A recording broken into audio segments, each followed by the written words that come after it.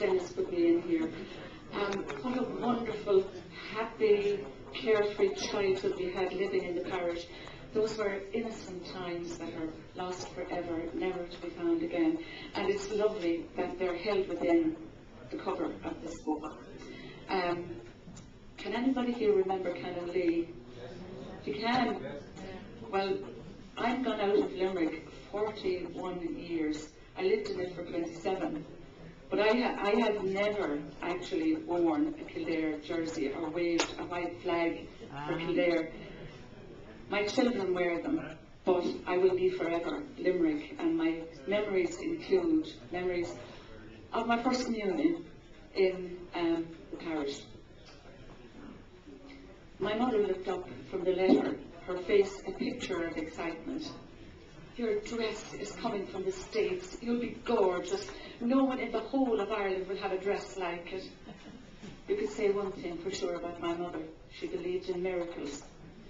How a befreckled, cap-toothed creature like me could be elevated to gorgeous was nothing short of one. But she was away in a hack. I'll get Mrs. Tierney to curl your hair with rags, and I'll get the nuns and the Good Shepherd to make her a Limerick lace veil. Her excitement was infectious. I wanted to rush out and tell everyone. No, Mum cautioned. Nobody must know. You've got to keep this a secret, and we'll stun them on your first communion day. But the size of that secret weighed far too heavily for a 7-year-old to carry around all by herself. Soon the entire class was in on it. Naturally, they were all green with envy. The next day, someone brought in a photograph of their American cousin in a frothy, flounced First Communion dress.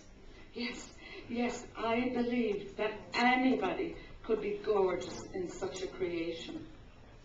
Sister Bonaventure was finding it more and more difficult to curb our idle chatter. Religious instruction was taking a back seat. If you don't behave yourselves, I'll get Canon Lee to cancel the First Communion altogether. Now, how would you like that? We applied ourselves more diligently to our catechism then. We knew the 10 Commandments backwards. We struggled through the 7 deadly sins.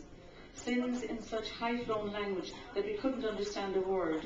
Asking the meaning of avarice, adultery, or lust was met with a dismissive, learn it, you're not supposed to understand it. 2 weeks after the big day, 2 weeks before the big day, Mum wore a worried frown. There was no sign of my dress. She pestered the postman and bombarded the GPO. She sent Dad up to the harbour office to find out if there were any boats due in from America. Granny began a novena to St. Anthony, or it might have been to St. Jude. But if all fruit failed, she had a few bobs saved in the cracked black teapot with the blue flowers painted on it. Granny's prayers worked. The postman whistled a fanfare as he handed over the many-stamped packet. He was invited into the kitchen for the unwrapping. String zinged and brown paper crackled as it was removed and carefully saved. Then, when the cover was lifted, there was that distinctive American smell wafting on the air. Mum eased out the glorious white dress. My lips formed an odd "oh" as the sun dazzled on its blue whiteness.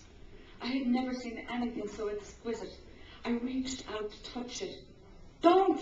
Mum howled. "Your hands are dirty." At this stage, the postman beat a hasty retreat. He closed the front door on my mother's agonized scream. My hair stood on end. What's wrong, Mum?" "Oh, God, the sleeves. Look at the sleeves." "I can't see anything wrong with them, Mum." "Are you blind or something? See, they're short." "So? Canon Lee won't let you into the church with short sleeves." I went numb. Neighbours were consulted and oligoned with my mum.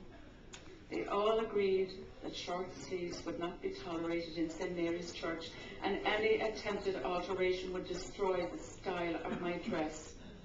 There was nothing for it but to count the money in the black teapot and go shopping.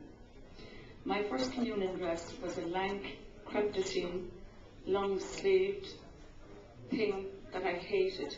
The Limerick Lace Veil was so different from all the others that I hated that too. Then there were the photographs. We went down to a Glunker Boat Club for the scenic background. It took half the day to take them because we had to have two sets. One in my long sleeve dress and the other in my beautiful dress to satisfy the American cousin who sent it. By the time the film ran out, I was cross-eyed with vexation. I was so pleased when it rained and we all went home for tea.